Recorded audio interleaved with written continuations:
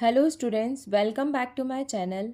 आज हम शुरू कर रहे हैं एग्जामिनर का एक सबसे फेवरेट टॉपिक सेल बायोलॉजी। ये टॉपिक हर कॉम्पिटिटिव एग्ज़ाम में कंसिस्टेंटली हाई वेटेज रखता है, चाहे वो किसी भी लेवल का बायोलॉजी एग्ज़ाम क्यों ना हो। अगर आपको भी बायोलॉजी का स्ट्रॉन्ग फाउंडेशन बनाना है तो सेल बायोलॉजी से बेटर स्टार्टिंग कोई हो ही नहीं सकता। तो आज का टॉपिक है the foundation of cell, cell discovery to cell theory तक का साइंटिस्ट एवोल्यूशन और उसकी real biological exception. In this video you will learn discovery of cells, living cells, dead cells, nucleus and protoplasm, cell theory, exception to cell theory. Now let's start. What is a cell? The unit of life is called cell. हम सब ने सुना है कि cell is a structural and functional unit of life.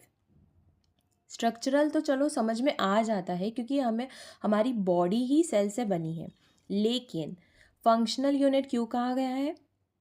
क्योंकि body का जो हर काम होता है ना, वो सेल के अंदर होता है। बॉडी खुद इंडिपेंडेंटली कुछ नहीं करती है, सब कुछ सेल करती है। चलो एक एग्जांपल लेते हैं, रेस्पिरेशन। जब हम सांस लेते हैं तो ऑक्सीजन बॉडी में जाती है, लेकिन एक्चुअल एनर्जी कहाँ बनती है? माइटोकॉन्ड्रिया के अंदर। एटीपी प्रोडक्शन भी माइटोकॉन्ड्रिया में ही होता है, इसलिए तो उसे powerhouse of the cell कहा गया है। सेकेंड लेते हैं प्रोटीन सिंथेसिस। बॉडी को एंजाइम्स, हार्मोन्स, एंटीबॉडीज़ चाहिए और ये सब भी एक प्रोटीन है। प्रोटीन भी राइबोसोम्स पर बनता है। Third is photosynthesis. प्लांट्स अपना खाना खुद बनाते हैं। फोटोसिंथेसिस भी क्लोरोप्लास्ट के अंदर होता है, इसलिए तो हम कहते हैं कि ऑर्गन लेवल पर फंक्शन दिखाई देता है, लेकिन जब बात मॉलिक्यूलर लेवल पर आती है तो ये सारे फंक्शन जो होते हैं वो सेल के अंदर परफॉर्म होते हैं। Correct? Hope you understood first point. Second is autonomous existence, that is independent existence. ये एक और इम्पॉर्टेंट कंसेप्ट है। इसका मतलब ये है कि एक सेल अपने आप इंडिपेंडेंटली सर्वाइव कर सकता है, अपना मेटाबॉलिज्म करके, एनर्जी प्रोड्यूस करके, ग्रोथ करके, रिप्रोड्यूस करके। एग्जाम्पल है अमीबा। इसीलिए यूनिसेलुलर ऑर्गेनिजम्स में ही एक सेल पूरा ऑर्गेनिजम्स होता है, मतलब एक ही वो सेल से बना होता है, वो एक पूरा ऑर्गेनिज्म ही है। ठीक है। Next is essential function of life. कुछ लाइफ के एसेंशियल फंक्शन भी होते हैं। वो होते हैं metabolism, respiration, nutrition, growth, reproduction. और ये सब फंक्शन जो होते हैं वो सेलुलर लेवल पर ही होते हैं, इसीलिए तो सेल को फंक्शनल यूनिट कहा जाता है। अब एनसीईआरटी में एक बहुत इंपॉर्टेंट लाइन लिखी हुई है, anything less than a complete structure of a cell does not ensure independent living. इसका मतलब यह है कि अगर किसी एंटिटी के पास कंप्लीट सेलुलर ऑर्गेनाइजेशन नहीं है तो वो इंडिपेंडेंटली सर्वाइव नहीं कर सकती। इसका मतलब है एक सेल का कंप्लीट स्ट्रक्चर होने के लिए क्या चाहिए? Membrane, cytoplasm, genetic material, ribosomes. अगर ये सब नहीं हुआ तो लाइफ सस्टेन नहीं होती है ना। इसीलिए तो कहा गया है कि लाइफ के लिए जेनेटिक मटेरियल होना इनफ नहीं है, उसका जेनेटिक मटेरियल को एक्सप्रेस करने के लिए सेलुलर मशीनरी चाहिए, और वो मशीनरी सेल प्रोवाइड करता है। करेक्ट? अब आते हैं डिस्कवरी ऑफ सेल पर। सेल की डिस्कवरी की स्टोरी 17th सेंचुरी से शुरू हुई थी। 1665 में रॉबर्ट हुक ने अपने कंपाउंड माइक्रोस्कोप से कॉर्क को ऑब्जर्व किया था। ये कॉर्क ओक ट्री से लिया गया था। ठीक है, एक ये छाल कहा गया था, एक बार्क कहा गया था, ठीक है बार्क था, उस मतलब बार्क की तरह था, इसको कॉर्क बोला गया था। इन्होंने क्या किया, इन्होंने अपने कॉर्क को एक स्लाइस लिया और कॉर्क का स्लाइस लिया और माइक्रोस्कोप के नीचे ऑब्जर्व किया। उन्होंने ये देखा कि इसमें बहुत सारे हनीकॉम्ब जैसा लाइक स्ट्रक्चर दिख रहा है, जो छोटे छोटे बॉक्स की तरह दिख रहे हैं, लाइक कंपार्टमेंट्स। फिर उन्होंने नाम दे दिया इसको सेल्स। ये डिराइव्ड हुआ है लैटिन वर्ड सेलुला से। इसका मतलब होता है स्मॉल रूम। लेकिन इम्पॉर्टेंट बात यह है कि हुक ने सिर्फ डेड प्लांट सेल्स देखे थे, सिर्फ सेल वॉल स्ट्रक्चर, और इनकी एक बुक भी थी जिसका नाम था माइक्रोग्राफिया। नेक्स्ट आते हैं लिविंग सेल डिस्कवरी। फिर 1674 में एंटोनी वैन लीeuwenhoek ने अपना इम्प्रूव्ड सिंपल माइक्रोस्कोप्स यूज़ करके लिविंग सेल्स देखे। उन्होंने ये ऑब्जर्व किया बैक्टीरिया एंड प्रोटोजोआ और उन्हें नाम दे दिया एनिमल्क्यूल्स, और यही से माइक्रोबायोलॉजी का बिगनिंग हुआ।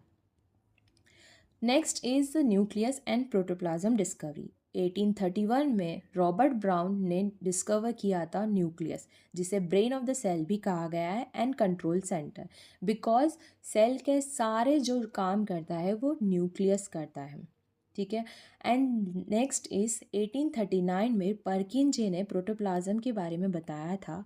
इन्होंने ये देखा था कि सेल के अंदर कुछ मूवमेंट दिखाई दी थी, जिसको बोला था एक जीवित, मतलब जीवित पार्ट दिखाई दिए थे, जो लिविंग लाइक फ्लूइड स्ट्रक्चर था।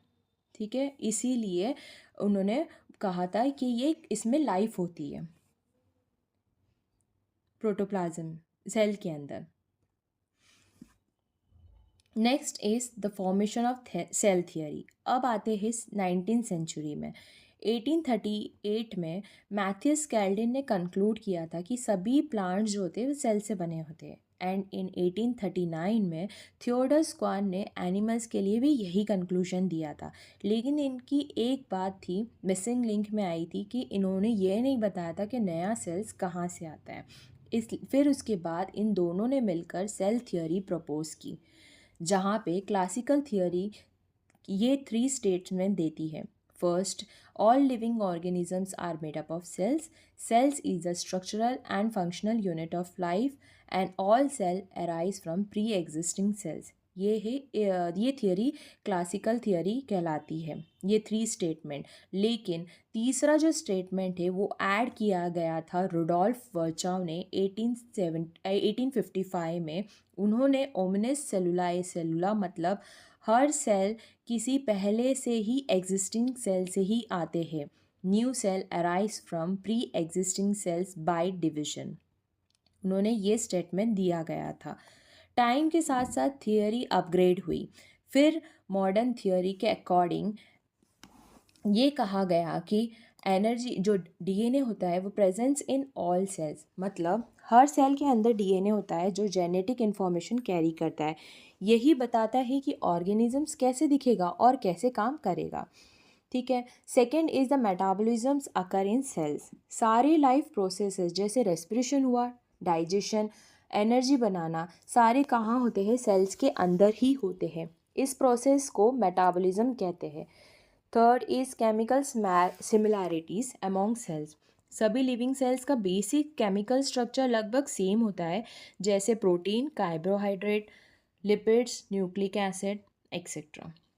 फोर्थ इज सेल डिवीजन, और सेल डिवीजन ट्रांसमिट्स हेरिडिटी। जब सेल डिवाइड होता है ना, तब अपनी जो जेनेटिक इन्फॉर्मेशन जो होती है, जैसे डीएनए, तो वो नेक्स्ट सेल को ट्रांसफ़र करता है। इसी से तो पेरेंट्स के ट्रेट बच्चों में आ जाते हैं, है ना। यानी लाइफ का बेस यूनिट सिर्फ स्ट्रक्चर नहीं, फंक्शन भी होता है। लेकिन यहाँ एक ट्विस्ट आता है, सेल थियोरी यूनिवर्सल नहीं है। कुछ बायोलॉजिकल एंटिटीज़ ऐसी है जो इस थियोरी को चैलेंज करती है, जैसे कि वायरसेस, विरॉइड्स एंड प्रायंस। इसे हम आगे एक एक करके सेपरेटली पढ़ेंगे। Now first is viruses. Capsid. Capsid एक आउटर कवरिंग होता है वायरस का, जो प्रोटीन से बना होता है। इसको हम प्रोटीन कोट भी कहते हैं। सिंपल वर्ड्स में कह लो तो कैस्पिड एक वायरस का प्रोटेक्टिव जैकेट है। कैस्पिड का जो फंक्शन होता है वो प्रोटेक्शन होता है, अटैचमेंट होता है, शेप देना होता है और इन्फेक्शन हेल्प करना होता है। वायरस में साइटोप्लाज्म नहीं होते हैं। जेनेटिक मटेरियल जो होता है वो डीएनए या फिर आरएनए ही प्रेजेंट होता है। इसमें राइबोसोम्स भी एब्सेंट होता है। ये रेप्लिकेट करता है होस्ट के अंदर ही, म्यूटेट भी होस्ट के अंदर ही करता है। जब ये होस्ट के अंदर होता है तो ये लिविंग होता है, जब होस्ट के बाहर होता है तो ये इनर्ट होता है, दैट इज़ डेड। एग्जाम्पल है tobacco mosaic virus, human immunodeficiency virus. Now second is viroids. इसको डिस्कवर किया था थियोडोर डाइनर ने। ये एक इन्फेक्शियस एजेंट है, ओनली नेकेड आरएनए, इसमें प्रोटीन कोड प्रेजेंट नहीं होता है, और ये प्लांट पैथोजन भी होते हैं। इसका एग्जाम्पल है potato spindle tuber viroids. Last is prions, only infectious proteins. ये एक इन्फेक्शियस प्रोटीन है, इसमें डीएनए आरएनए एब्सेंट होते हैं, एक न्यूक्लिक एसिड भी एब्सेंट होता है। न्यूरो डीजनरेटिव डिजीज़ कॉज करते हैं। ये डिजीज़ होते हैं mad cow disease. Now the last is limitation of cell theory. इस स्लाइड को ध्यान से समझिएगा। First, cell theory is valid for all living organisms. Cell theory सिर्फ लिविंग ऑर्गेनिजम्स के लिए वैलिड है। सेल थियोरी ये कहता है कि हम सब लिविंग चीज़ें सेल से बनी होती है। ये बात ज़्यादातर ऑर्गेनिजम्स के लिए ही सही है। Second, it is does not apply to acellular entities. Acellular entities पर ये अप्लाई नहीं होती है क्योंकि कुछ चीज़ें सेल से बनी नहीं होती है, जैसे वायरस, विरॉइड्स एंड प्रायंस। इनमें सेल्स नहीं होते हैं, इसलिए सेल थियोरी इन पे फिट नहीं बनती। Third is complete cellular organisation is essential for independent life. Independent life के लिए प्रॉपर सेल्स ज़रूरी है। अगर किसी ऑर्गेनिजम्स को खुद से ज़िंदा रहना है ना, तो उसमें प्रॉपर सेलुलर स्ट्रक्चर होना चाहिए। मतलब बिना सेल के कोई भी चीज़ इंडिपेंडेंटली ज़िंदा नहीं रह सकती। And the last is viruses, viroids and prions are considered borderline form of life. Virus, viroids and prions borderline life होते हैं क्योंकि इनको पूरा लिविंग भी नहीं कहा जाता और ना पूरा नॉन लिविंग माना जाता है, इसलिए तो कहते हैं borderline forms of life. Virus तभी एक्टिव होता है जब किसी सेल के अंदर जाता है, वरना डेड जैसा बिहेव करता है। चलिए अब पूरे टॉपिक को एक बार कनेक्ट करते हैं। सेल डिस्कवरी एक साइंटिफिक ऑब्जर्वेशन थी। माइक्रोस्कोप के थ्रू स्ट्रक्चर को पहली बार देखा गया था। सेल थियोरी ने बायोलॉजी को फाउंडेशन दिया कि हर लिविंग ऑर्गेनिज्म सेल से बनी है। लेकिन जब एक्सेप्शन मिले, तब जैसे वायरसेस, विरॉइड्स और प्रायंस, तब हमें समझ आया कि हर सेल थियोरी की लिमिटेशन होती है। और यही साइंस की तो ब्यूटी है। साइंस स्टैटिक नहीं होती, वह एविडेंस के साथ इवॉल्व करती है। And the last, understanding exception strengthens concepts. जब हम सिर्फ थियोरी नहीं बल्कि उसकी लिमिटेशन भी समझते हैं, तब हमारी कंसेप्चुअल क्लैरिटी स्ट्रांग होती है। एक ट्रू साइंटिस्ट वही होता है जो सिर्फ थियोरी एक्सेप्ट नहीं करता बल्कि उसकी लिमिटेशन भी समझता है। Thank you. अगर आपको कंसेप्चुअल क्लैरिटी चाहिए तो बायोवेदा कंसेप्ट्स के साथ जुड़े रहिए। नेक्स्ट वीडियो में हम प्रोकैरियोटिक, यूकैरियोटिक एंड मेसोकैरियोटिक के डिफरेंस को जानेंगे। अगर वीडियो आपको हेल्पफुल लगा हो तो लाइक करें, शेयर करें और चैनल को सब्सक्राइब करें for more conceptual biology. Thank you. See you in the next video.